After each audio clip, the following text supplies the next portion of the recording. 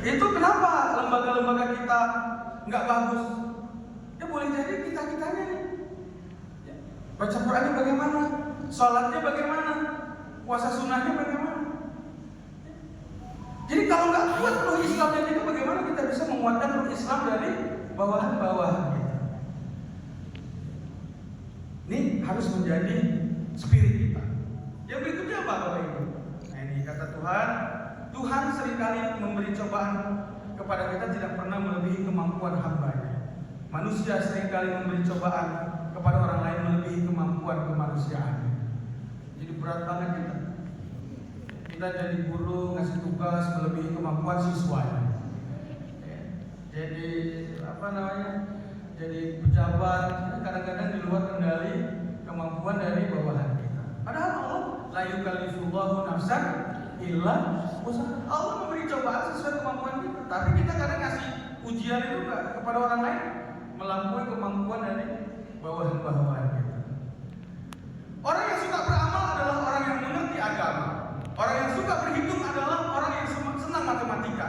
Orang yang suka menghitung-hitung amalnya adalah orang kerajinan banget menghitung-hitung amalnya. Saya kan udah kasih dari itu. Masa kita enggak lagi? Jadi rajin banget kita hitung amal-amal kita. Yang bagus, lupakan kebaikan, ingat kesalahan. Orang yang enggak bagus, mengingat amalnya, lupakan kesalahan.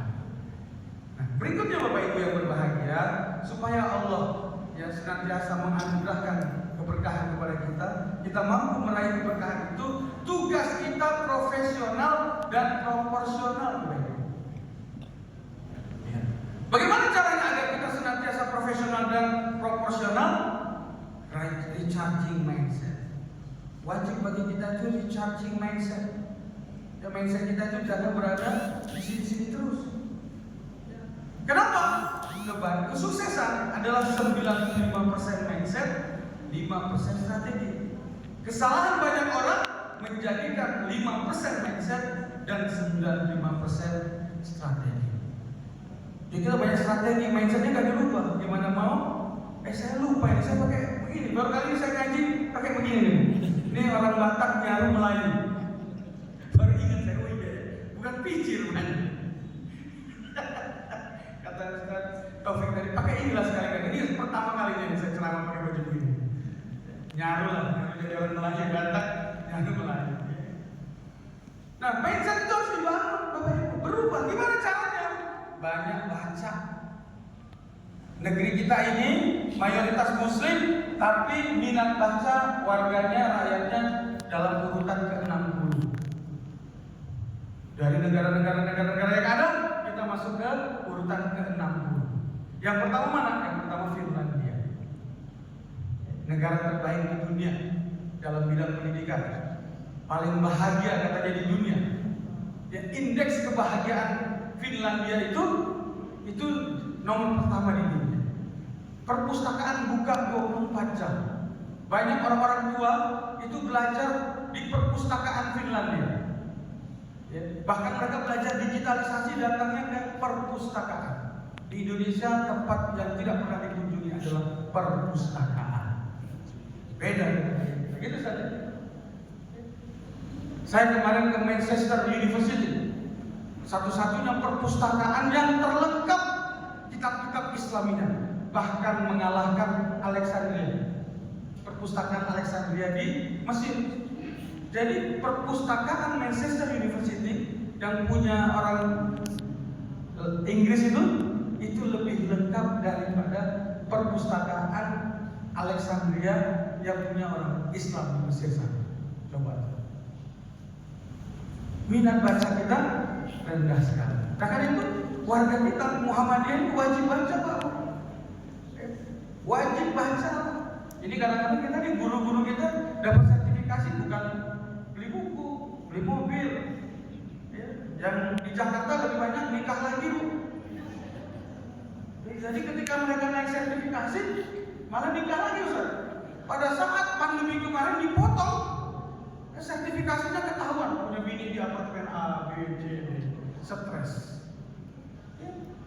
Padahal diberikan tunjangan kinerja, diberikan sertifikasi untuk beli buku. menjadi kebiasaan kita. Jadi warga Muhammadiyah wajib baca buku. Supaya apa? Mindsetnya berubah. Tapi kalau kita nggak baca buku ya kita akan stagnan terus Bapak Ibu. Sementara dunia berubah. Apa yang menjadi kelemahan Jepang hari ini? Semua brand-brand Jepang itu sekarang hilang, Bapak. Toshiba hilang. Apa lagi? Sanyo masih ada ya? Sanyo masih ada.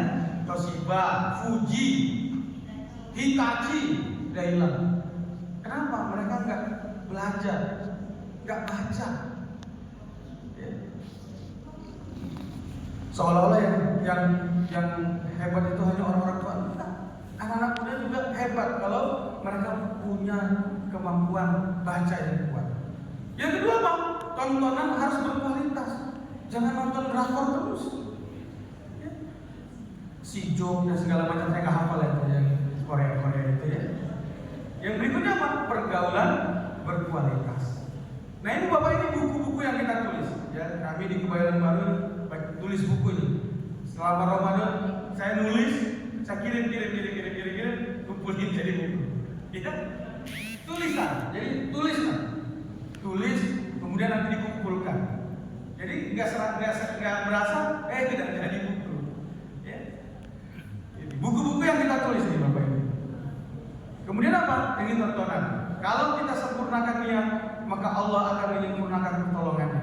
Jika akhirat yang kita tuju, maka dunia akan datang dalam keadaan penuh. Nah ini kira-kira tontonannya. Ini karena nggak ada suaranya, nggak kedengaran. Berikutnya apa Bapak Ibu? Muhammadiyah kita ini kalau ingin mendapatkan anugerah dari Allah harus selalu bergaul, cari teman, jangan duduk di kantor dulu. Apa itu? Istilahnya apa itu? Mondok di kantor. Ini kami jalan terus Bapak Ibu. Ya, Kebayoran Baru itu sudah menjalin hubungan dengan Jepang, Malaysia, Singapura, Thailand, Beijing, Finlandia, Mesir. Ya, kita baru pulang dari Mesir. Di Mesir ada sekolah yang mulai jam 4 pagi. Ini besok Ustaz, ini saya undang Bapak Ibu, Ustaz Taufik dengan ayahanda Lili sebagai Dikdas undang. Kenapa? Akan datang Syekh dari Mesir tanggal 25. Kami undang menjalin hubungan karena beliau punya akses. Bagi anak-anak kita yang mau masuk di Al-Azhar, beliau bisa kasih rekomendasi. Jadi kami anak-anak kami sekarang setiap tahun berangkat ke Mesir daurah Al-Quran.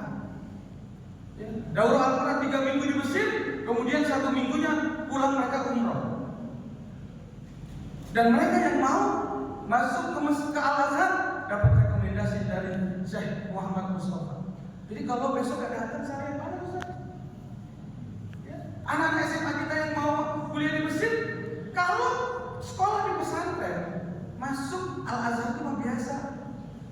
Kalau anak SMA masuk Al-Azhar itu luar biasa.